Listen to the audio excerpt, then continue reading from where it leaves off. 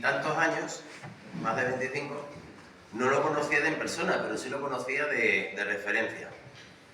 Porque él es actualmente el presidente de la Comunión Tradicionalista Carlista.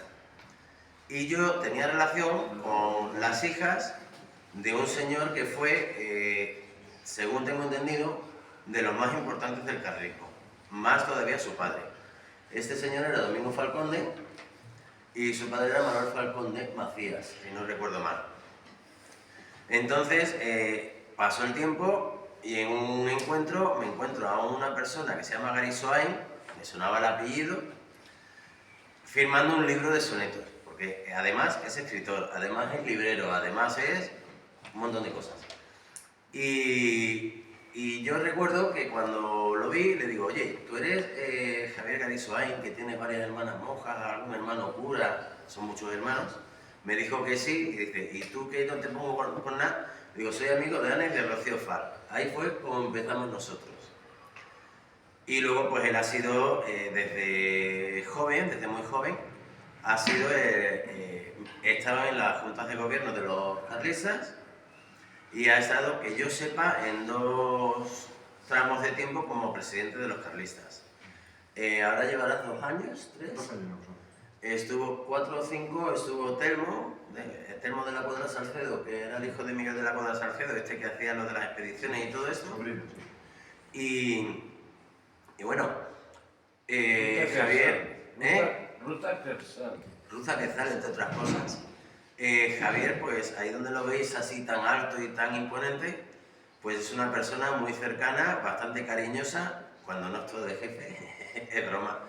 Y lleva pues una librería que es Libros con Historia, de la cual él tiene mucha parte dentro de lo que es la historia y aparte conoce mucho la historia pues, de los carlistas. Él viene hoy, después de que varios años hemos intentado hacer algo, Jesús lo sabe bien, de hacer alguna cosa con Javier, que hablase del tema del carlismo, que con otras personas también de Ágora, Miguel Romero, Julián Recuenco y algunos más que son historiadores, pues que también hubiera posibilidad de haber un debate sobre el tema del carlismo y centrándolo también en lo que sería Cuenca. Así que esa es la siguiente parte a la que te tienes que venir a poder aportar ese rayo de luz desde lo que es el carlismo y toda esa historia. Él creo que va a hablar muy brevemente de la historia del carlismo y del carlismo hoy, de lo que supone el carlismo hoy y ser carlista. Yo personalmente no soy carlista, pero sí comparto y comulgo con muchas de las ideas de ellos, porque me parecen muy sanas, muy coherentes y muy fuertes. Yo, como me tengo que ir a la librería, pues a la tienda, a la caseta, os voy a dejar con él.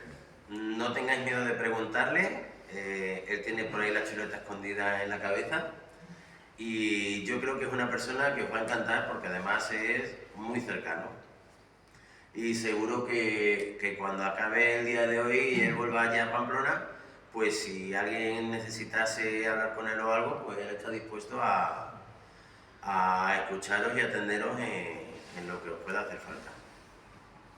Con esto, y iba a decir y con un bizcocho, pero hasta mañana a las 8 no, os dejo con Javier, que es una pedazo de persona, lo aprecio muchísimo, y sé que cuando lo conozcáis lo vais a querer por lo menos un poquito, aunque sea un poquito menos que yo, que lo conozco de muchos años, pero sé que le vais a apreciar mucho.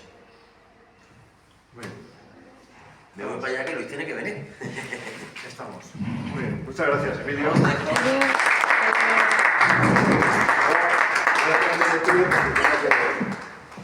Estaré más cómodo hablando de pie. Bien, me voy para allá. Emilio, ya te contaremos. Sí, no vete te apuntando. está aquí la chuleta. Bueno, pero vete apuntando también preguntas Sí. o, bueno, igual me apoyo aquí un poco en plan profe o no sé, si no sé.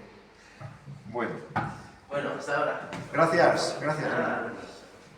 Bueno, a ver, ha dicho Emilio historia, y es verdad que yo soy licenciado en historia, es verdad que mi librería se llama Libros con Historia, pero yo cuando me animé a estudiar historia era porque me interesaba el futuro, porque me interesaba las cosas reales y y siempre dentro de la tradición familiar carlista he tratado de ver la historia no como algo nostálgico a recordar o a conservar en una urna, sino como la manera natural en la que fluyen las cosas en un concepto que se llama tradición. Por eso, antes que carlista, soy tradicionalista. Y antes que todo eso, soy católico y español, que es una cosa universal y una cosa permanente. Entonces, mi idea era no venir a soltar una conferencia como tal sobre carlismo, porque tampoco sé muy bien qué es lo que a los presentes, por cierto, gracias por venir a todos, no sé qué es lo que más os ha podido llamar la atención con la palabra carlismo. Hemos anunciado la charla como hablemos de carlismo, ¿no? Entonces, no sé, cuando alguien se dice hablemos de carlismo, no sé qué es lo que más os puede pesar, si el tema de historia, como si alguien dijese, vamos a hablar del neolítico, vamos a hablar del barroco. Bueno, pues no sé si alguien viene con esa idea o si, como a mí más me gustaría, viésemos que en el carlismo se contiene, de alguna manera, una esencia de lo que es la España de siempre. Nosotros hablamos de la España tradicional. El carlismo se llama carlismo, como sabéis, por un señor que se llamaba Carlos, no Carlos Marx, Carlos de Borbón, que era el rey, para aquellos seguidores que se alzaron en su defensa, era el rey legítimo de las Españas. España, año 1833, cuando muere Fernando VII, es cuando se pone la etiqueta carlista. Pero antes de eso, ya había personas de esa misma cosmovisión que se hacían llamar realistas. Y antes de eso había españoles de toda la vida. Es decir, si tú le preguntases a Quevedo, a Lope de Vega, a Góngora o a Cervantes de qué partido eran, o cuál era su cosmovisión, o cuál era su, entre comillas, ideología política, pues te dirían, yo soy español, soy católico, soy español, e incluso, pues como en el Quijote, te pondrían algo muy parecido a Dios, patria, rey, como valores que fundamentaban la esencia de la vida de tantas y tantas generaciones de españoles. Dios, patria, rey. El concepto de patria, como sabéis, dentro del lema carlista, os sonará, es patria fueros. Es una idea de patria no nacionalista, sino que tiene que ver con un orden social. Es curioso que hay un restaurante aquí al lado que se llama Fuero, lo acabo de ver ahora. Bueno, pues el fuero es la ley, el fuero es el orden, es la manera de ordenar una sociedad. Entonces, bueno, mi primera parte, como digo, me gustaría saber que sin boicotearme, por supuesto, la intervención, pero con libertad, podáis orientarme un poco con preguntas, orientar un poco lo que yo pueda decir. Porque, como digo, no sé si lo que más os interesa es la historia o la política actual o qué tiene de, por ejemplo, qué tiene de monarca absoluto Pedro Sánchez. Pues yo creo que mucho. Es más absolutista que Luis XIV, Pedro Sánchez, porque está siempre buscando la mayoría absoluta. Y cuando tiene mayoría absoluta se cree que es el rey sol, ¿no? Bueno, pues eso, no sé si un enfoque sería hablar más del tema actual, futuro y un poquito de historia también. En cuanto a historia, ya que estamos en Cuenca, os tengo que contar, por ejemplo, cómo me impresionó, pues negativamente, la verdad, cuando el año pasado me monté en el tren turístico de aquí de Cuenca y claro, la única referencia que se hace al carlismo, no sé si os habéis montado últimamente en ese tren, que son unos trenes muy recomendables, ¿verdad, Catalina? Está aquí mi hija. Siempre lo solemos... es un tipo de elemento turístico que yo recomiendo mucho porque te da una primera visión de la ciudad muy fácil. Esos trenecitos turísticos son muy simpáticos. Bueno, pues el tren de aquí de Cuenca llega un momento en que hablando no sé qué de la muralla, no sé si era alguna muralla que rescataste tú, Jesús, o de qué, habla de no sé qué enfrentamiento de la toma de Cuenca por los carlistas, y claro, presentan los carlistas como si fuesen los bárbaros de Atila, que pasaron a cuchillo, que eran unos sanguinarios y unos carniceros. Bueno, A ver, si hicieron eso, los que hicieron eso, mal, muy mal. Eso no es que sea ni carlista ni deja de serlo, ¿eh? Pero evidentemente el carlismo es mucho más que unas guerras. Es verdad que en el siglo XIX hubo unos enfrentamientos que los que ganaron esos enfrentamientos dijeron que eran las guerras carlistas. La realidad es que fueron unas guerras civiles. En España todos entendemos que la guerra civil es la de 1936-39. Sin embargo, antes hubo otras guerras civiles, de las que no se les suele etiquetar como guerras civiles, y los liberales triunfantes decidieron llamar guerras carlistas. Es como los yanquis, cuando iban machacando indios en Arizona, decían, es que las guerras indias, como si fuesen los indios los que voluntariamente se enfrentaban contra el gobierno de Washington, ¿no? No, los carlistas estuvieron en guerra, los partidarios de Don Carlos estaban en guerra. Es verdad que se alzaron contra los que ellos creían que eran malos gobiernos, pero es injusto decir que esas son las guerras carlistas como si fuese una cosa de unos locos que se echaban al monte y sin los cuales hubiese habido una paz total en España. No, la historia es más complicada y también se podrían llamar guerras liberales, ¿eh? El carlismo es un fenómeno contrarrevolucionario que no es exclusivo de España. Hay contrarrevolución en muchas partes de Europa. En Francia, donde estalla la Revolución Francesa, que es el primer estallido político violento de la ideología liberal, pues ahí es donde nace todo este enfrentamiento que ya crea sus primeras víctimas y crea su primera reacción. Supongo que sonará el tema de la Vendée, la región del norte de París, donde hubo pues, un auténtico genocidio por parte de los revolucionarios del terror francés, y hay una resistencia de los católicos que se resistían a ese poder tiránico de los republicanos de la nueva República Francesa. Pues con un carácter parecido, aunque con sus peculiaridades, también hubo oposición a la Revolución Liberal en Italia, en las guerras que hubo de unificación italiana. Los defensores del Estado, del Reino de las Dos Sicilias en el sur de Italia se enfrentaban y tenían una visión de la vida muy carlista, diríamos, ¿eh? En Portugal hubo un movimiento que se llamó el miguelismo, que también era pues, tradicionalista. Y en España el carlismo, la característica que tiene es que es un movimiento que ha tenido una gran influencia en nuestra historia, un gran peso. De hecho, pues ha tenido, también hay que decirlo, unas cuantas guerras, ¿no?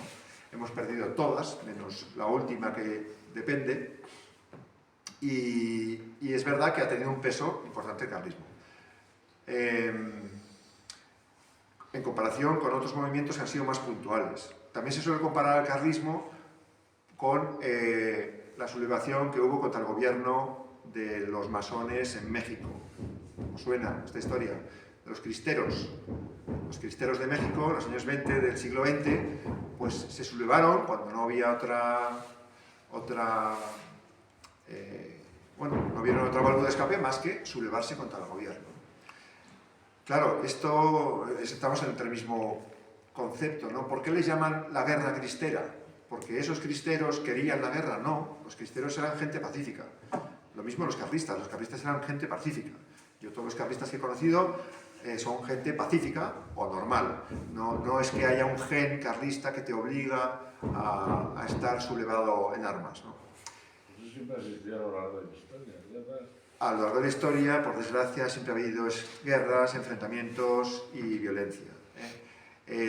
Precisamente por eso es el arte de la política, se trata muchas veces en ver cómo hacemos para evitar las guerras y cómo hacemos para que haya orden, paz, pero hay momentos en los que bueno, pues se desequilibra todo y hay enfrentamientos que tienen muchas causas. Es muy complejo analizar las causas, ¿no? Bueno, entonces, como digo, el carlismo hay que enmarcarlo dentro de un movimiento más amplio, que es la contrarrevolución, que va contra la revolución liberal que invade toda Europa. En España llega un poco más tarde que en otros sitios, y encuentra una resistencia más fuerte. Una resistencia que además coincide con una reivindicación legitimista. Según él, en España, el legitimismo, es decir, los que creen que el rey legítimo es don Carlos y no doña Isabel, y los que además creen que hay que defender la forma tradicional de entender la política y la sociedad en España, que no coincide con la forma ni napoleónica, ni revolucionaria, ni liberal. Entonces, dicho esto, podría continuar con un esquema que a lo mejor nos ayuda a aclarar un poco las cosas, que son los extremos entre los cuales se mueve el carlismo. Y ahí ya hablaría hoy en día. Hoy en día, la Comunión Tradicionalista Carlista existe, es una organización política que está presente en toda España. Es verdad que no somos las masas que en otros momentos pudo haber en algunas regiones concretas. No hace tiempo, por ejemplo, que hemos descartado la vía electoral como una vía de participación directa en la vida social y política. Seguimos estando inscritos en el registro de partidos políticos porque pensamos, a nosotros nos gustaría que hubiese otra ventanilla, que fuese pues, asociaciones políticas, o no sé, porque somos enemigos del concepto de partidos. O sea, para nosotros que la vida política esté dividida en partidos nos parece un mal. Es una especie de consolidación de una guerra civil permanente y eso, bueno, nuestra crítica al sistema de partidos es muy profunda. Tiene que ver con la falta de unidad, con la falta de visión de largo plazo. Los políticos hoy en día cuesta muchísimo hacer cosas a largo plazo porque siempre están por medio las elecciones y siempre hay una inmediatez y está todo el tema del mundo de las subvenciones y de los que se apegan al gobierno de turno buscando una subvención. Eso, bueno, pues hay aquí políticos en ejercicio que no voy a meter mucho el dedo en la llaga, pero yo creo que saben a qué me refiero, porque como en todo hay lo que haciendo una especie de vasquismo se llaman aprovechateguis, ¿no? Gente que se apega al gobierno de turno para que hay de lo mío, de corrupción, y aunque no sea corrupción de la mala, o sea, corrupción institucional, ¿no? Pues subvenciones, gente que ya crea los famosos chiringuitos que están a base a la sombra del poder para ganarse la vida o vivir del cuento muchas veces pegadas a los partidos. Eso, el sistema de partidos, el sistema electoral, el sistema basado en el marketing electoral, el sistema en el que los partidos políticos, pues hombre, tienen sus afiliados, tienen sus cuotas, tienen sus direcciones, pero pertenecen a internacionales. Las internacionales de los partidos, pues al final pesan. Y quién está detrás de las organizaciones internacionales de los partidos y quién está detrás de los partidos, pues muchas veces los partidos políticos enzarzados en esa especie de lucha civil permanente, izquierdas contra derechas, etcétera, pues se pierde de vista que, oye, que yo no estoy defendiendo a la derecha europea, yo estoy defendiendo a los españoles, o estoy defendiendo a los conquenses, o estoy defendiendo a los murcianos o a los barceloneses. Quiero decir que la unidad tiene la unidad sana, y lo que nosotros como carlistas y tradicionalistas defenderíamos es la unidad pues, de una sociedad orgánicamente constituida que de abajo hacia arriba va buscando la unidad de la familia, la unidad de la comarca, la unidad del ayuntamiento, la unidad de la comarca, la unidad de la provincia, la unidad de la región, la unidad de la patria y, en todo caso, bueno, la unidad de Europa, si nos llevamos bien, etcétera, la unidad con Hispanoamérica. Pero esa unidad, digamos, ordenada de abajo arriba, que es la tradicional que nosotros propugnamos, en el sistema de partidos de la democracia liberal occidental, se rompe y para ellos, para este sistema, la unidad es la unidad de la izquierda, la unidad de la derecha, la unidad de los colorados, los amarillos, los morados o lo que sea. Y eso, pues, consolida un sistema que nació, volviendo a la historia, nació de la Revolución Francesa, cuando todos los revolucionarios decidieron montar una cosa y decidieron montar un parlamento que se declaró soberano a sí mismo, por encima de Dios, por encima de las leyes del bien natural, por encima de lo que sea, de tal manera que el que tenga la mitad más uno del parlamento es el que dice, pues, si es legítimo matar a un ser humano antes de nacer, si es legítimo la eutanasia, si es legítimo pues, hacer todo tipo de aberraciones legislativas. Perdón, vosotros entonces, si no creéis en los partidos y tal, ¿qué tipo de democracia y quién elige al cabecero? Vale, si Porque te más o parece... menos- más o menos es lo mismo que estás diciendo. Si te parece, entonces empezamos a hacerme cuestiones y plantearme dudas y esto voy a tratar de ir respondiendo a ver si vamos paso a paso. Nuestro sistema, el sistema no es que nos lo hayamos inventado, sino que es un sistema que quiere inspirarse y dar continuidad a lo que es el mundo cristiano occidental que se fue gestando a lo largo de la Edad Media, la Edad Moderna, y que en España pues, se consagró pues, en el Siglo de Oro, que dio luz a todo lo que es la hispanidad y que fue una cultura pues, muy fructífera, ¿no? Entonces, ¿cuál es la pregunta exactamente? ¿Sí? Pues si no se cree en un sistema de partidos que elijamos entre todos, ¿qué creéis? ¿Quién es el que lidera? ¿Quién es el cabecero de esa pirámide que has dicho? Vale, La familia, la estructura de todo. Vale, en una sociedad siempre tiene que haber alguien que mande. ¿Pero quién lo elige? Claro, La sangre. ¿quién elige a un padre de familia? ¿Quién elige a un alcalde? ¿Quién elige a un...? A ver, la cuestión es hacer las cosas de abajo arriba de una manera orgánica y natural. El presidente de un gremio, de una asociación, o de un sindicato laboral, del oficio que sea, de carpinteros o de lo que sea, pues se supone que será, ahí sí, hay una democracia entre iguales, porque todos saben de carpintería, todos saben quién les va a respetar mejor, y ahí eso es una democracia, digamos, consolidada, ¿no? Está basada en una situación natural. En un municipio o incluso en un barrio, pues las familias o cabezas de familia, lo que eran antiguamente los fuegos, pues pueden ejercer una democracia que va eligiendo a alguien que represente los intereses, pero fuera de partidos y fuera de cualquier ideología. Alguien que represente los intereses de ese cuerpo social, ¿no? O sea, nosotros lo que defendemos son la teoría de los cuerpos sociales naturales.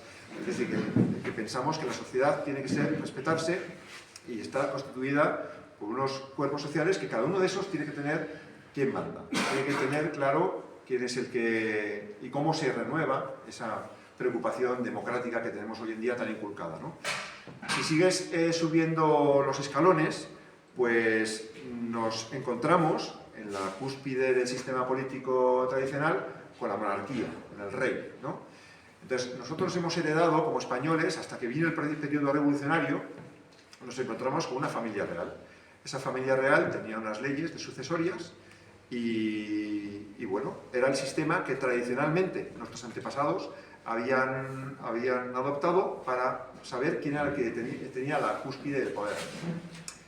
Pero tenía unas características, tendría muchas imperfecciones, porque ese rey te podía salir malo, regular, muy malo, bueno, medio bueno. Era muchas veces una lotería. Pero era un sistema que tenía sus contrapesos. Era un sistema que se llaman los técnicos polisinodal. Había muchos consejos que no eran consejos simplemente de aconsejar, sino eran consejos que tenían su peso. El Consejo de Indias, el Consejo de Castilla, el Consejo de etc. Todos esos consejos formaban una estructura, digamos, lo que hoy se dirían funcionarios, ¿no? Que tenían el poder muy repartido. Y es verdad que el rey tenía un poder arbitral y un poder último, en última instancia, pero era un poder que tenía una garantía de permanencia y de independencia de los intereses. No era un poder que dependiese de un partido político. Hoy en día, en las repúblicas presidencialistas o en los sistemas, o en el mismo sistema actual, el que llaman rey, nosotros pensamos que es un falso rey, es una apariencia de monarquía. Es verdad que le llaman rey, es verdad que es un sistema hereditario, pero las atribuciones que tiene son tan pocas, tan limitadas, tan excepcionalmente ridículas, que no rige. O sea, es un rey, pero no rige. Entonces no es rey, en el sentido etimológico de la palabra, ¿no? Entonces, por eso nosotros seríamos partidarios de una monarquía donde hubiese un rey que tuviese que fuese un último poder en la cúspide, arbitral, que fuese permanente, por encima de partidos y por encima de intereses extranjeros y de otros intereses, y que estuviese limitado por la sociedad. Vamos a ver, la Revolución Francesa crea un problema muy grave del sistema político. Antes del concepto liberal de la Revolución Francesa, el poder está claramente dividido, o sea, lo que es la soberanía está dividida entre el gobierno, el rey y su gobierno, y la sociedad. Entonces, imaginaros el rey que tiene peor fama de todos, más absolutista y más terrible. Pues Luis XIV, el rey Sol, el rey de Francia, ¿no? Suena la imagen de un rey absoluto. Bueno, pues él ha pasado a la historia con una frase muy famosa que es: el Estado soy yo. Entonces, él se atrevió a decir que él era el Estado. Pero ojo, no dijo yo soy la sociedad, no dijo yo soy Francia, dijo yo soy el Estado. Que eso está mal dicho, porque un rey no puede llevar todas las competencias del Estado en su persona. Pero es que los gobernantes actuales, Pedro Sánchez y compañía, su concepción es que nosotros somos la sociedad, porque nos habéis votado. No habernos votado. El sistema está montado de tal manera, es un sistema perfecto, es la tiranía perfecta. Porque es la tiranía que eliges al tirano y encima el tirano te dice: me habéis elegido. Es que me habéis elegido. Yo he votado a otro partido. Ya, pero has votado, has participado. Entonces, ¿estás de acuerdo con lo que salga en el juego? Tengo la mitad más uno en el Parlamento y ahora decreto que me vas a pagar el 50% de tus impuestos. Pero yo estoy de acuerdo, pues espérate las siguientes elecciones y ya me votas. Pues voy a hacer una moción de censura. No vas a ganar la moción de censura porque tengo la mitad más uno de los parlamentarios. Pues voy a ir a los jueces para reclamar. No te preocupes, que voy a enseguida a hacer una ley para los jueces, que es lo que están haciendo ahora, para que la mitad más uno del Parlamento sea la que al final elija a los jueces. Entonces, ¿en qué quedamos? ¿Quién es el absolutista? Resulta que en la historia los defensores del orden católico, cristiano, tradicional de la vieja Europa, que había reinos, había monarquías, pero había una sociedad viva que le cantaba a las 40 a los nobles y le quemaba el palacio al noble si hacía falta y se sublevaba contra el rey si hacía falta, porque era una sociedad viva y tenía muy fuerte, y el rey no podía meterse en cualquier sitio. El rey tenía que respetar los fueros, tenía que jurarlos. Pues resulta que esos reyes antiguos son los absolutistas. Y ahora los partidos que tienen la mitad más uno del Parlamento son superdemocráticos. No, son absolutistas, porque y su máxima aspiración es tener la mayoría absoluta del Parlamento. Entonces, lo que no puede ser es que haya una sociedad que no mande la gente. Siempre tiene que haber alguien que gobierne. Pero es mejor que se sepa quién gobierna y que haya esa separación. La doctrina carlista habla de soberanía política y soberanía social. Esto hubo un pensador carlista, que era Vázquez de Mella, que lo definió muy bien y que estudió sobre todo este tema, estudiando lo que era la tradición política española.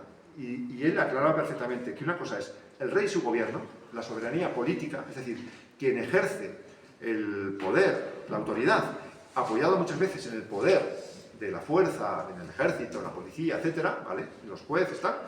Pero ese es el poder, es la soberanía política, que no se puede confundir con la soberanía social, que son los que viven su vida, los que eligen a sus universidades, los que eligen a sus asociaciones profesionales, los que en definitiva mantienen la vida social.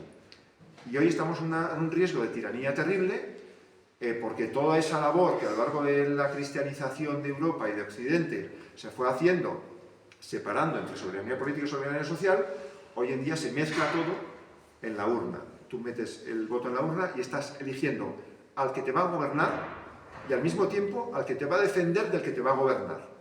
No hay término medio. En las repúblicas presidencialistas, tipo Estados Unidos, como Estados Unidos concretamente y otras repúblicas se inspiran en parte en modelos preliberales, tienen una cierta tendencia un resquicio de preliberalismo, pues donde se ha mantenido la república presidencialista, pues ahí sí que hay una pequeña distinción. No mucha, porque al final los partidos políticos arrollan con todo, ¿no? Pero sí que por una parte tienes el presidente y su gobierno, y por otra parte tienes las cortes o los representantes del pueblo, entre comillas, ¿no? Que entonces puede haber, se da el caso pues en Estados Unidos, donde puede haber un gobierno y al mismo tiempo unos representantes de la sociedad, que pueden estar en tensión, y esa tensión hace que el gobierno no tenga tanto poder porque los representantes del pueblo le limitan. Bueno, pues eso, que de una manera muy imperfecta se vive en algunas repúblicas presidencialistas, en la España tradicional existía. Y el rey mandaba mucho, y Felipe II mandaba mucho, pero si quería meterse a mangonear algo de cómo tenía que organizarse el mercado de Cuenca, pues ojo, igual no podía hacer lo que le diese la gana, él y sus ministros. Tenía que contar con los corregidores de Cuenca, con las fuerzas vivas, con los gremios y con los que de verdad sabían del tema concreto. Pero vamos, yo creo que la democracia de partidos, pues es que es el sistema, digamos, menos malo. ¿Por qué? Porque ese es el eslogan que nos machacan para que nos lo acabamos creyendo. es que, vamos a ver, es que, ¿cómo elegir a esos que tienen que mandar? Porque aún dentro del gremio de carpinteros que has puesto de ejemplo, pues habrá gente de izquierdas y derechas. Ser de izquierda o ser de derecha no Sí, es un fruto de una organización, sino fruto de un pensamiento que pensamos de una manera, por nacimiento, por influencias, por cultura, por lo que sea, pero somos de izquierdas o de derechas independientemente si somos carpinteros o ingenieros o médicos. ¿Cuánto se parece eso de ser de izquierdas y derechas? Muchas veces se parece mucho a ser del Madrid o del Barça. Y son estereotipos que cuando de verdad en un pueblo pequeño, no es verdad que en un pueblo pequeño, cuando hay que discutir con gente razonable cosas concretas, oye, ¿hacemos una rotonda o no hacemos una rotonda? ¿Hacemos un depósito de agua o no hacemos? Ahí no hay izquierdas y derechas, ahí está el bien común. Entonces, eso mismo a cualquier otro problema. ¿Hacemos una guerra o no hacemos una guerra? Pues que eso no hace falta ser de izquierdas o derechas, hay que buscar el bien común. Tenemos muy metido el veneno este de ser de izquierdas y de derechas, y eso es lo primero que hay que erradicar. Hay que quitarse eso, porque ese es un veneno que vino de la Revolución Francesa, de una concepción de la vida metida de eso, pues de una revolución. La Revolución Francesa empezó a meternos ese esquema mental de que pues teníamos que ser eso, o revolucionarios radicales o revolucionarios conservadores, o revolucionarios más miedosos o más lentos. Pero al final todos revolucionarios, porque todos aspiramos a crear un mundo según nuestra voluntad, un mundo donde no haya una tradición, no haya un bien común, no haya algo que respetar de nuestros mayores, sino que en cada momento el país, el Estado, la patria se constituye y mandamos a la M a las generaciones anteriores y nosotros nos constituimos porque somos soberanos.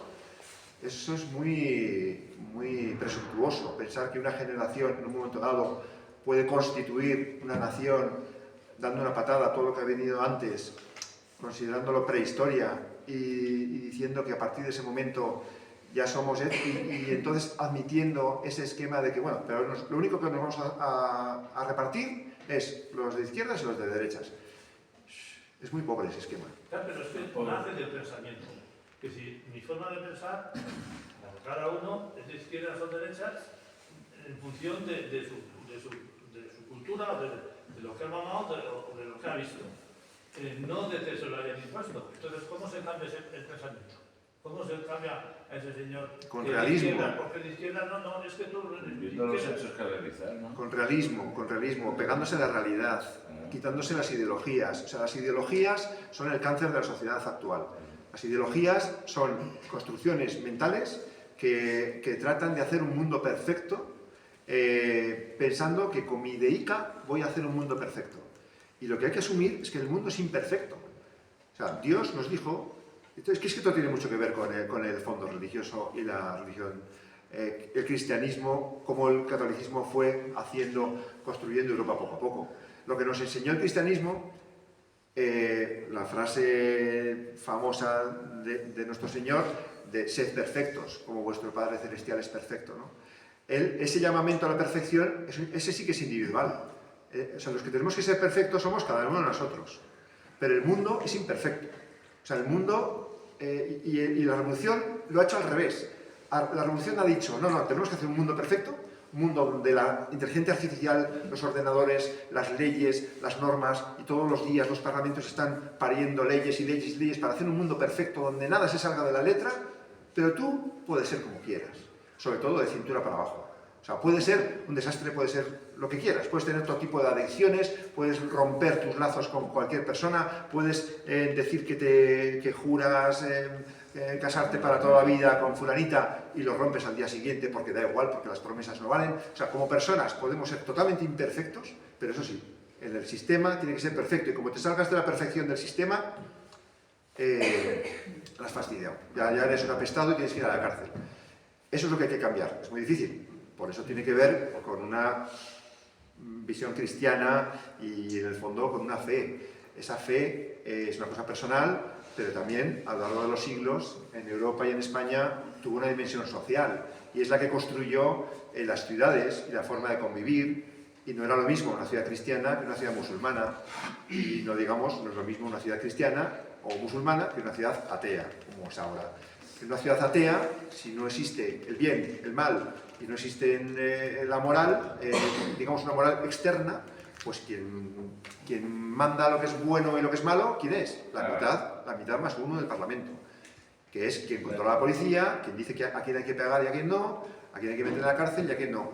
La mitad más uno del Parlamento, es la única moral. Por eso Zapatero dijo aquello de la verdad, la libertad os hará verdaderos. Le dan la vuelta a todo tipo de cosmovisión cristiana, ¿no? Y al final Felipe González dijo no hace mucho que ¿qué es la verdad? La verdad es lo que digan la gente que es la verdad. O sea, pues no, qué horror. No puedes vivir en un mundo donde la verdad es lo que diga la gente que es la verdad, lo que diga la mitad más uno. La mitad más uno, claro, la mitad más uno del Parlamento. ¿Cómo se consigue esa mitad más uno del Parlamento? Pues muchas veces con trampas, con fraudes. No fraudes directamente, o sea, durante mucho tiempo la democracia fue una chapuza, igual había pucherazos, etc. Actualmente está más fino todo, es más refinado, no son tan burdos, pero hay sistemas informáticos futres, bueno, lo que es la maquinaria electoral, el marketing político. Al final, el que tiene más dinero es el que más votos consigue. Y muchas veces los que llegan al poder en los sistemas, pues no son siempre la gente más preparada, más honrada y que mejor lo va a hacer, sino a lo mejor el que más favores ha hecho, el que más méritos ha hecho. Sí, se llama, bueno, la partitocracia, porque realmente donde se decide es en la sede, en el seno de los partidos. Claro. Y luego va a ocupar esos... Sí, la partitocracia es un nombre bastante adecuado, aunque puede ser peor, porque detrás de esos partidos, incluso ya ni siquiera, antes pudo ser que los partidos mandaban, pero ahora por encima de los partidos hay otras cosas. Hay cosas internacionales, hay cosas siniestras muchas veces, pues los fondos de inversión, los fondos de inversión, antiguamente era la masonería, ¿no? Es decir, hay gente que juega a poner a este, a quitar otro, pues a lo mejor hay un gobernante que está haciendo algo que se sale del guión y que no le interesa a ciertos poderes internacionales y le sacan un escándalo inventado o no inventado para quitárselo del medio. Es un mundo muy oscuro y muy sucio que si se juega solamente en esos niveles, pues es muy difícil de arreglar. Nuestra apuesta, aunque sea muy difícil y muy complicada, es construir desde abajo. O sea que es mucho más difícil construir que destruir. Entonces para eso hace falta gente libre, gente responsable, gente que cree familias cristianas, que sea consecuente, que participe en la vida social y política, en los resquicios del sistema, sean los que sean, porque a veces el sistema tiene sus grietas y tiene sus maneras de gente que quiere defender el bien común, se puede colar, todo vale. O sea, ahí yo no juzgo a la gente que intenta hacer cosas desde dentro del sistema. Me parece que todo es válido, pero también hace falta que haya gente fuera del sistema y los márgenes. O sea, un ateo, en resumen, no tiene moral. Un ateo, muchas veces habría que ver qué tipo de ateos, porque hay ateos que viven de rentas, son post-cristianos, viven de una sociedad que tiene ya una inercia y de hacer las cosas. Pero cuando el ateo va pasando el tiempo, van pasando las generaciones, pues es muy difícil para un ateo a veces al final entender qué está bien y qué está mal. Porque los mandamientos son los que son. Creer en Dios o no creer en Dios, pero sabes que si lo matas a un tiro y le pegas un tiro, sabes que eso está mal. No hace falta creer en Dios para eso. Pero si la ley te lo permite, pues a lo mejor... Ya, pero ya ha habido casos en la historia donde ha habido burradas justificadas por la ley porque Porque el gobernante de turno, el poderoso de turno, lo permitía. También ha habido casos en los que los cristianos en la Inquisición han hecho verdaderas barbaridades. Quiero decir que no puede basar la Inquisición, en creer en la creencia en Dios, ser bueno o no ser bueno. Hay infinidad de casos. El tema Inquisición es un tema que daría para mucho, porque, no sé, a nada que se estudie un poquito el tema, se sabe que la Inquisición es de los capítulos, dentro de los capítulos oscuros de la historia, es el menos oscuro, porque es un capítulo que está tasado, medido, estudiado, tiene sus archivos y tal. Si lo comparas con la quema de brujas, o lo comparas con los canibalismos, o lo comparas con otras cosas, no sé, es mucho peor, ¿no? Es decir, que el mundo es imperfecto. Es decir, que el cristianismo ha estado construyendo y no era lo mismo lo que unos franciscanos que iban a, imaginaos, pues los franciscanos que iban a California a fundar las misiones, ¿no? Fray Junípero Serra. Pues seguramente la idea que tenía Fray Junípero Serra de cómo se tenían que hacer las cosas era distinta a los gobernadores enviados por Carlos III, que mandaban soldados o mandaban gobernantes que hacían chapuzas. Seguramente los franciscanos les dirían, no hagáis eso, porque estáis aquí violentando a no sé quién y estáis cometiendo una injusticia. Y el otro día, pero hay que buscar la eficacia. El sistema al final habría que coger un pistón y tirarte a tiros, porque no puedes meter, vamos a hacernos a España. Pedro Sánchez, lo que pretende es que él sea el pastor y nosotros seamos las ovejas, ¿no? Sí, Pedro Sánchez. El pastor soy yo que puede opinar. Pedro Sánchez es un capítulo muy oscuro, pero Pedro Sánchez, a ver, en su favor, tengo que decir que es coherente. O sea, si es que coherente en su concepción absolutista del poder, en su concepción voluntarista. A Pedro Sánchez le han contado que lo que diga la mitad más uno del Parlamento es lo que es la verdad. Le han contado que quien tiene el poder es el... Yo no estoy de acuerdo. Bueno, yo tampoco, pero él es coherente con ese error y lo lleva hasta sus últimas consecuencias. O sea, lo que no es coherente es tener el poder todo en tu mano, y luego compartir el poder con otros. No, si lo tienes, legítimamente, o sea, porque legalmente, bueno, ya es un tema del debate, ¿no? Si es legal o legítimo. La gente tiene que esquivar del lobo y huir y correr, porque si no se la comen. Sí, sí. Tienes que coger un escopeto de un saco y liarse a... Tenemos en este momento los lobos al mando del rebaño, está claro. A mí me gustaría retomar un poco el aspecto histórico. A ver, ¿en qué sentido? Histórico, pues, ¿cuáles fueron las guerras y cuáles eran los territorios carlistas o isabelinos y sobre todo, más centrándose en Cuenca? Sí, a ver, la primera guerra carlista duró 7 años, fue una guerra civil que duró 7 años, que venía después de la guerra del trienio liberal, que fue la primera guerra civil que hubo en España, donde hubo realistas contra liberales, eso tampoco es muy conocido, esa guerra, y antes de eso estuvo la guerra de independencia, que no fue una guerra civil, porque realmente ahí había muy pocos españoles que estuviesen con Napoleón, los afrancesados eran muy pocos y realmente fueron muy mal vistos y fueron considerados traidores desde el minuto 1. Pero hubo españoles también del lado de Napoleón, pensando que Napoleón era pues, el nuevo modernizador de esta vieja España, ¿no? Y antes de eso hubo la guerra de la Convención, donde ya España entró en guerra contra la Convención francesa y ya entró en guerra contra la Revolución directamente, por lo menos en la zona de los Pirineos hubo enfrentamientos en Cataluña, en Navarra.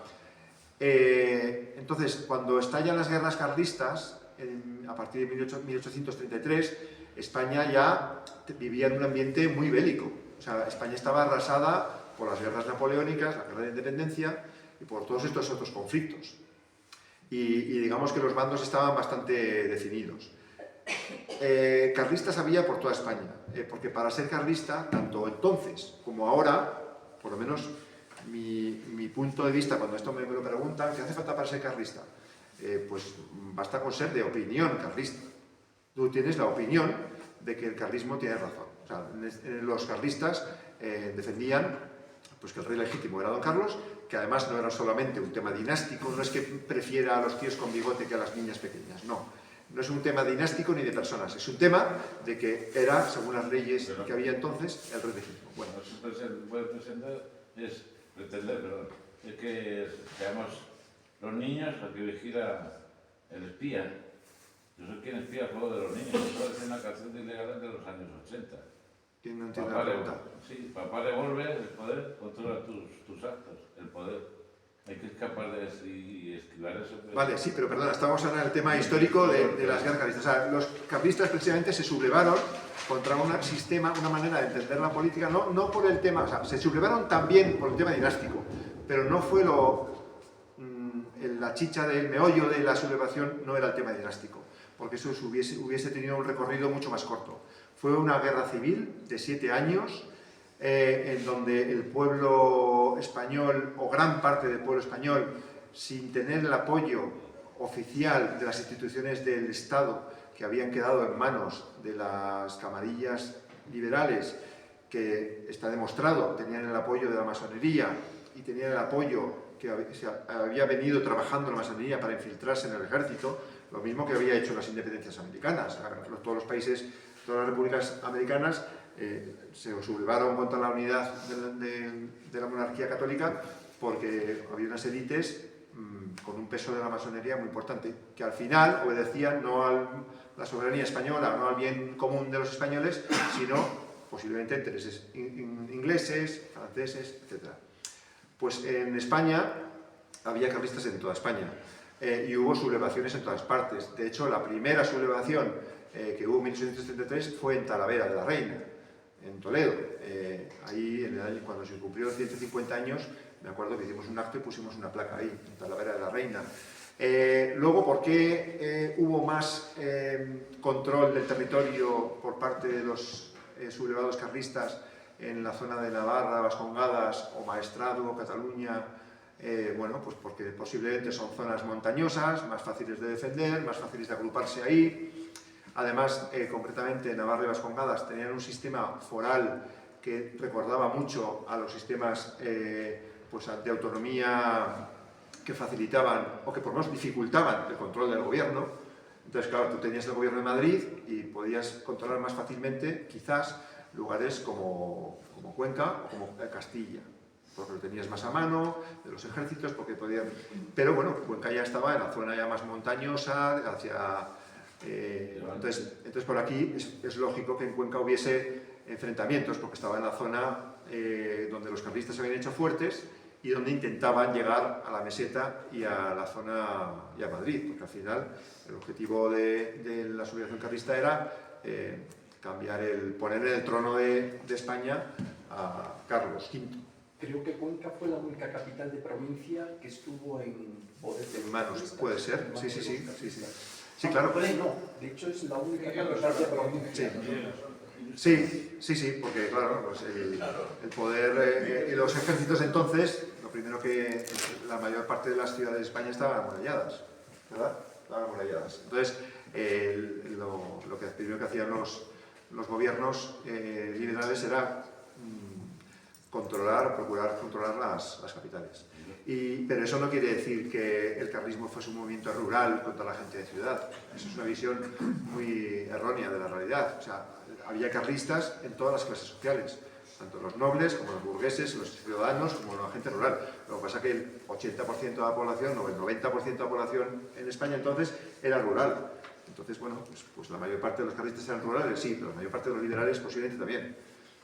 Pero es verdad que los liberales se hicieron fuertes, las ideas revolucionarias de la Revolución Francesa y napoleónicas y liberales se hicieron fuertes en las ciudades, lógicamente, que era donde tenían hilo directo con el gobierno central y donde fueron haciendo su labor de cambiar pues la configuración de España, de los antiguos territorios, reinos, señoríos, etcétera, y lo fueron cambiando por la división provincial, que es una visión pues, racionalista, francesa, que bueno, no digo yo que en algunos casos pueda estar bien racionalizar las cosas, ¿no? Pero de la manera que se hizo fue muy afrancesada, ¿no? Y era poco afín al espíritu español, fue poco patriótica, curiosamente, al final, ¿no? No sé qué más comentar del tema de guerras, es que realmente... Sí, no, los ámbitos territoriales que ocupaba cada uno de los... Ya digo, o sea, que hubo sublevaciones en toda España, allí donde, claro, piensa en el siglo XIX, una cuadrilla se alza en armas sin apoyo militar, sin apoyo extranjero, juntan unos cuantos hombres, se tratan de juntar entre ellos y lógicamente no se van a quedar en campo abierto, van a buscar zonas montañosas. Pero eso no significa ni que esos carlistas fuesen bandoleros, no significa ni que fuesen cabras, ni significa que fuesen gente de campo exclusivamente, ¿no? Eran gente que hacía la guerra allí donde se podía hacer. Vamos a ver, yo soy Ángel. Sí. Tengo 60 años y llevo 38 en la delegación de agricultura. Me conozco la política de arriba abajo. Y he visto situaciones con los pueblos, el despoblamiento, la España vaciada. Sí. Yo creo que más ir a España y vivo en capital, pero por fortuna he conocido toda la provincia, lo cual me siento orgulloso. Pero creo que es más interesante que hablemos del momento actual en adelante. A mí me interesa la vida para... Vamos a hablar de todo. Sí, visión. luego, el tema de la España vacía o vaciada es dramático, pero... Mirar hacia el horizonte, no, a mí no me interesa ya lo Sí, que sí. pasó hace... Pues, Pero si tú lo miras desde un pueblo actual, tampoco miremos el tema desde el ombligo del pueblo que ve que se queda sin habitantes.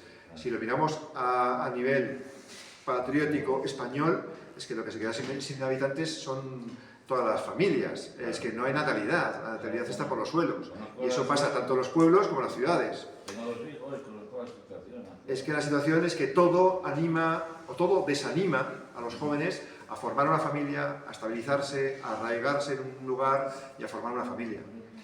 Ya en numerosa ni hablemos. Entonces, claro, hay un problema de raíz ahí que está mucho antes que el tema de que haya cajeros en los pueblos o que haya un servicio médico. Eso viene después. Es que igual estamos intentando arreglar las cosas poniendo parches a las consecuencias. Claro, está muy bien, o sea, tú puedes poner un cajero en un pueblo, no vas a conseguir que haya población. Vas a conseguir que haya población si dejas de insultar a las familias numerosas. Si dejas de permitir el genocidio que se está haciendo con 100.000 abortos al año en España. Bueno, más cosas. Yo solo un comentario, porque antes hablaba de la Inquisición. Desde 2010 hasta ahora, 3 millones de niños asesinados con el aborto.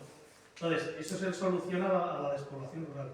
3 millones, en comparación con 10 personas que penó a muerte la Inquisición. Imagínate que la Inquisición hubiese matado a 1 millón. No, 10 condenados a Pero muerte. bueno, como la Inquisición estaría en contra del aborto, pues la Inquisición salva a 3 millones y mata a 1, pues gana, ¿no?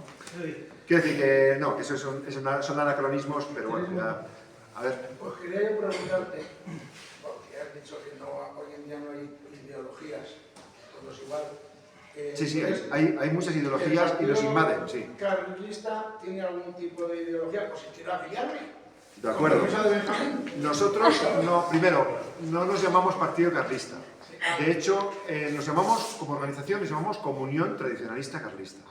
Renegamos del sistema de partidos. Que no es el partido político, ¿no? Sí. He explicado al principio que nos hemos visto obligados a pasar por la ventanilla del registro de partidos, estamos inscritos como partido político, pero lo hemos hecho para hacer ver que somos una asociación política, pero que nuestra aspiración es que se disuelvan todos los partidos políticos, que España no se divida en partidos políticos, que no veamos los pueblos de color azul o rojo o morado, sino que los veamos una base social. Pues como cada pueblo como lo que es.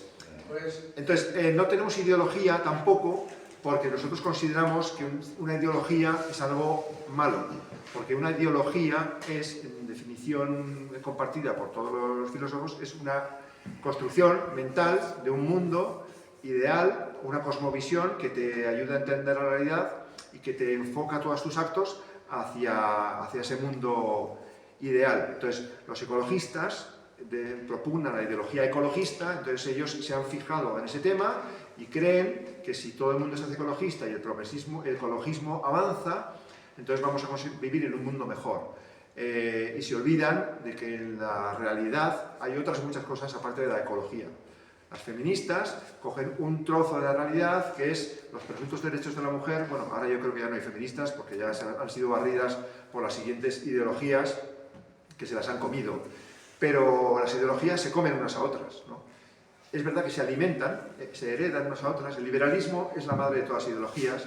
Luego del liberalismo nace el marxismo y el socialismo. Ojo, que eso es una cosa que posiblemente choca que lo diga, porque parece que todo el mundo está con el esquema de izquierdas o derechas. Yo soy de derecha, soy liberal, entonces, o soy de izquierdas, entonces soy socialista. Pero no, porque si tú lees los escritos de los ideólogos socialistas, ves que no reniegan de la Revolución Francesa, no reniegan de Napoleón, no reniegan de la Constitución, del constitucionalismo en su origen, que es la base del liberalismo, no reniegan del individualismo, ni de la destrucción del orden social cristiano que había en Europa, en Occidente, antiguamente. Entonces, todas se van heredando unas a otras. Lo que pasa es que las ideologías cada vez, esto ya es una opinión más personal, cada vez tienen menos fundamento, cada vez duran menos, cada vez se parecen más a modas. Después de la ideología de género... Por desgracia, porque yo soy un enamorado de las ideologías, creo que tú y yo no podríamos caminar mucho tiempo juntos en la misma senda. Sí, porque podríamos hablar mucho, pero... Y pienso que todas las ideologías no son iguales. O sea, todos los partidos políticos que hay hoy en día no son iguales, afortunadamente, cada uno tiene que tener su forma de pensar. Y la democracia nuestra se basa en la alternancia. En la alternancia hay una cosa que no has hablado todavía de ella, que es el respeto a las leyes que nos hemos dado. Que hoy en día se quieren, desde el poder legislativo, no del ejecutivo, se quiere mandar en todos los poderes del Estado. Bueno, habría, sí, realmente podríamos hablar mucho tiempo tú y yo, porque eso de que nos hemos dado es una coletilla que se usa muchas veces. Yo acompañé a mi abuelo a votar la Constitución, no sé mi pobre abuelo qué votaría, pero yo desde luego no voté. Yo no voté la Constitución, porque no tenía edad. Entonces, y sin embargo esa Constitución se nos ha dado. O sea, a mí la Constitución, escucha, a mí la Constitución española se me ha impuesto de la misma manera que a mí la Constitución española se me ha impuesto de la misma manera que a un súbdito de Felipe II se le impuso la monarquía, por tradición. O sea, el súbdito de Felipe II sabía que el rey era Felipe II, pues porque de tiempo inmemorial los españoles habían decidido que les mandase un rey. A mí se me ha impuesto la Constitución porque desde tiempo inmemorial o memorial se nos ha impuesto que el sistema sea culminado por una Constitución X. Una Constitución que está hecha, y esto se sabe perfectamente, en logias masónicas, una Constitución que está hecha, sí, y está hecha de tal manera... En el 77, no en periodos inmemoriales, esa Constitución... no la hemos votado, lo que tenemos es un sistema representativo y no podemos estar todos opinando a todas horas para que el gobierno funcione. A ver, tenemos que opinar cada uno de lo que sabe. Lo que no puede ser es que nos diga el gobierno que opinemos sobre la OTAN, que es como aquel referéndum famoso que hubo, que yo qué sé, la OTAN, o quién sabe la mayor parte de los españoles sobre si nos interesa o no nos interesa. En cambio no nos preguntan sobre si queremos tener un semáforo de la puerta de casa, o sobre si queremos tener, pues, cómo educar a nuestros hijos. Es que nos están impidiendo que eduquemos a nuestros hijos como queremos. Nos están imponiendo todo tipo de tiranía con la excusa de que votamos cada 4 años. Y hay alternancia. ¿Qué tipo de alternancia tenemos? En democracia las cosas se pueden cambiar, hasta incluso la Constitución. Lucha por eso. No lo estamos viendo. Alíate con otros, júntate con otros. No lo estamos viendo. La manera... Lo que creas que tienes que hacer para que eso... La manera más grande de cambiar las cosas se hizo en el año 78 con un fraude masivo al pueblo español. Bueno, nuestra opinión es quién se leyó la Constitución, quién votó conscientemente la Constitución, quién hizo caso a lo que mandaban los ministros de entonces, que eran los ministros de Franco. Entonces la gente se dejó llevar, pero la realidad es que España, que era un país de los más católicos del mundo entonces, todos los índices, la Iglesia tenía su crisis y estaba todo en crisis, ¿de acuerdo? Uno de los pocos obispos que se pronunció en contra de la Constitución fue el de aquí, de Campos, que dijo esto ni de broma hay que firmar. Bueno, bien, pero claro, eran mentes que en aquel momento veían las cosas con una previsión de futuro. La realidad es que España, que era un país católico, donde todo el mundo se bautizaba, todo el mundo se casaba por la Iglesia, todo el mundo tenía su funeral al morir, todo el mundo llevaba nombres cristianos. Yo soy católico y eso, pero también eran católicos democráticamente. Bueno, pero esa gente, a esa gente... familias católicas y se era católico. Ahora el que es católico es porque él quiere ser católico. Sí, sí. No, Los respetos humanos antes funcionaban a nuestro favor, a favor de los católicos, y ahora funcionan en contra. Eso está claro. Pero en aquel momento la Constitución fue tomar la decisión de hacer una ley principal y fundamental para todos los españoles que, para empezar, ignoraba a Dios. O sea, borraba de un plumazo todo lo que era derecho natural y doctrina social de la Iglesia, tal, porque eso ya quedaba para la conciencia individual de cada uno y en manos, en todo caso, del debate de los partidos políticos. Eso ya, para nosotros, fue una traición grandísima al pueblo español, que se hizo, bueno, pues como se gana el referéndum. Franco ganó todos los referéndums. Pues de la misma manera, el referéndum de la Constitución fue un referéndum post-franquista que lo ganaron, por supuesto, de igual manera que ganaron el de la OTAN y ganaron cualquier gobierno en España, gana cualquier referéndum que se proponga. Porque es la dictadura perfecta, porque es el sistema donde tú eliges o te hacen creer que tú eliges lo que quieres, pero realmente no puedes protestar, porque es absurdo salir en manifestación contra el gobierno. O sea, con el sistema actual, ¿qué sentido tienen las manifestaciones, las huelgas, cualquier protesta? No tiene ningún sentido. La respuesta del sistema es, oye, ¿no estás contento? Tranquilo, cada 4 años vota. Tienes elecciones municipales, tienes autonómicas, europeas, tienes un montón de elecciones, puedes elegir. Pero bueno, al final lo sabemos y nosotros, por experiencia propia, lo sabemos porque hemos hecho nuestros pequeños experimentos electorales, nos hemos presentado a las elecciones europeas, hemos presentado a algunas elecciones al Senado, etcétera, y sabemos que que meter el pie en el mundo electoral, si no tienes una financiación de unos cuantos millones, no tienes el apoyo de unos cuantos medios de comunicación, en manos de quién están los medios de comunicación, pues eso también, vete a buscar quién está detrás. No se puede ejercer esa libertad que tan bonita nos pinta de alternancia de ideologías. O sea, para empezar, la palabra ideología, nosotros somos partidarios de desechar y de arrinconar y de luchar contra las ideologías, el concepto de ideología. Otra cosa es que haya opiniones, corrientes de pensamiento, por supuesto, es legítimo, que haya un debate, tiene que haber un debate en el plano intelectual, filosófico, etcétera. Claro, eso es bueno, pero dividir a los pueblos por ideologías. Tú eres comunista, tú eres social no sé qué, tú eres nacionalista, eso nos está destrozando. Nos está destrozando a la sociedad española porque nos está enfrentando de una manera muy dolorosa, lo estamos viendo. Has dejado claro que el carlismo no es una cuestión dinástica, lo cual es una idea que yo comparto. Pero ¿tú qué piensas o qué nos puedes decir sobre la actual situación del carlismo con respecto al rey? Al rey. A la carencia que tenemos. Vale, de acuerdo. Nosotros somos monárquicos. Bueno, tengo que decir que he visto que son las 9:08. Tenemos que... Esto realmente se nos ha ido un poquito de las manos. Ya sabía yo que me iba a quedar corto. No sé, veo que no hay nadie dormido, es buena señal. Y no sé si más o menos estamos... Yo estaba a punto de cerrar los ojos, pero me ¿Te has despertado? En algún momento te has despertado. Muy bien, algo habremos tocado la tecla ahí. Pues no sé, por acabar ya con este tema, porque tengo que irme ya. El tema monárquico, nosotros somos monárquicos, somos legitimistas, nosotros no estamos de acuerdo con la actual llamada monarquía, porque nos parece que es una farsa, es una manera de hacer creer al pueblo español que hay una continuidad tradicional, cuando en realidad es una pura fachada. Entonces, como carlistas, por desgracia, como comunión tradicionalista carlista, no podemos presentar un rey legítimo de España. No tenemos en este momento, como comunión tradicionalista carlista, no se dan las circunstancias para que podamos decir, fulanito de tal, este es el rey legítimo de España. De todas maneras, también tengo que decir que este problema no es un problema de los carlistas, es un problema de todos los españoles. O sea, son todos los españoles los que, como en la época de Don Pelayo, no saben quién es su rey. Porque algunos piensan que es Don Felipe, pero yo creo que se irán desengañando, los que todavía no se han desengañado, se irán desengañando viendo que realmente Don Felipe obedece a unos intereses que no son los del bien común de los españoles. Entonces,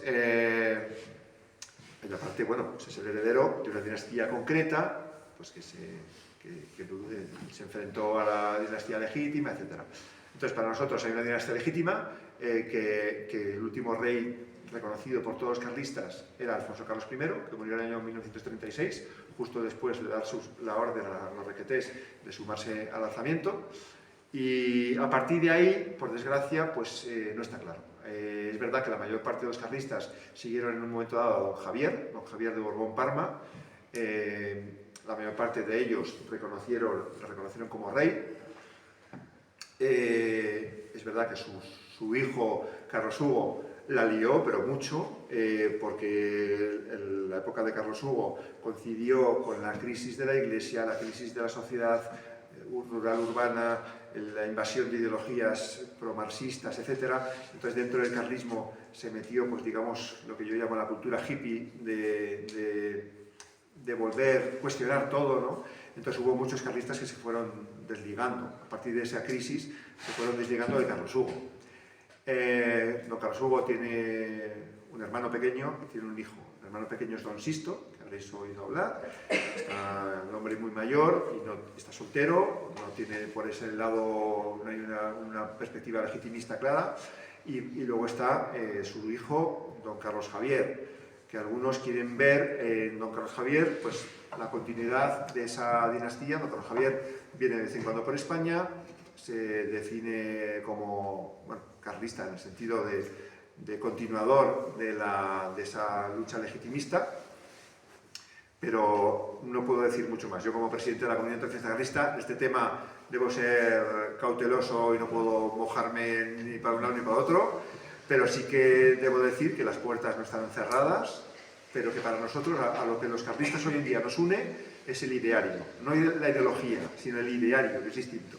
El Dios, Patria, Fuero, Rey, que es el resumen de lo que era la España tradicional, la España de siempre, la España de nuestros clásicos, que si viviesen hoy dirían, pues yo, mira, boina roja, porque es que veo que es la continuidad de la España de siempre. Por supuesto, con realismo, adaptada a los nuevos tiempos, a las tecnologías que sean y a las formas de vida modernas. Eso no somos cavernícolas ni conservadores de lo viejo. Somos tradicionalistas que tratamos de lo que haya vivo hoy en día de la historia o del bien común, que continúe. Y ahí estamos en esta labor. Es una labor, pues, poco brillante quizás, ingrata quizás, una travesía del desierto muy grande, pero alguien en España tiene que defender a la España tradicional. Y pensamos que, humildemente, el carlismo lo hace.